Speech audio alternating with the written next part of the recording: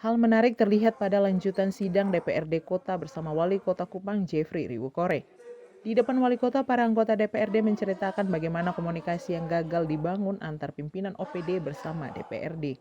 Adrianus Tali, Ketua Komisi 3 DPRD Kota Kupang dari fraksi PDIP di depan Wali Kota meminta agar Wali Kota dapat menegur para pimpinan OPD hingga asisten Sekda Kota Kupang yang dinilai tidak memiliki itikat baik dalam berkoordinasi dengan lembaga DPRD. Selain Adrianus Tali, Livingstone Ratu Kaja juga berharap pimpinan OPD dapat menjalin diskusi dengan baik bersama DPRD sehingga tidak ada persoalan yang merugikan masyarakat. Memang saya bicara tidak melakukan di lembaga ini, tetapi secara pribadi sebagai anggota DPRD, sebagai ketua komisi 3, saya sangat menyayangkan ini. Maka semua catatan yang saya berikan kepada pemerintah, tolong hargai kami sebagai anggota DPRD, hargai kami sebagai komisi. Hal yang kami minta untuk datang klarifikasi, mari kita duduk sama-sama untuk kita meluruskan, kita mendudukan persoalan pada tempatnya sesuai dengan peraturan perundang-undangan yang berlaku. Terima kasih. Suatu dapat kita bicara, kita diskusikan bersama, sehingga ada satu suara yang keluar. Jadi saya harus ngomong ini di depan Pak Wali, sehingga kita janganlah nanti kita mau rapat dengan pendapat sebatas sakit, sebatas alasan.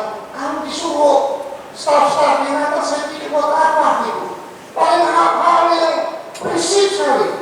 Sementara itu, Ketua DPRD Kota Kupang mengatakan lembaga DPRD bukan lembaga peradilan sehingga tidak perlu ada ketakutan dari para pimpinan OPD ketika bertemu dengan DPRD. Komunikasi dan kemitraan yang baik perlu terjalin dengan baik antara kedua lembaga tersebut.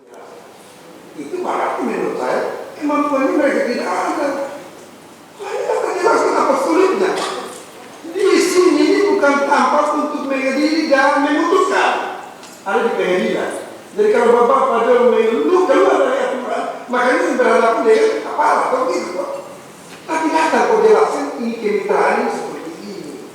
Dan selama saya pimpin ini lembaga, saya sudah 20 tahun.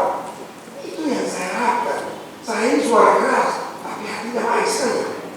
Dan itu Tuhan tahu saya di sini, makanya saya tidak periode jadi pimpinan. Jadi walaupun saya marah kadang-kadang di Pak Wali datang bawa telepon,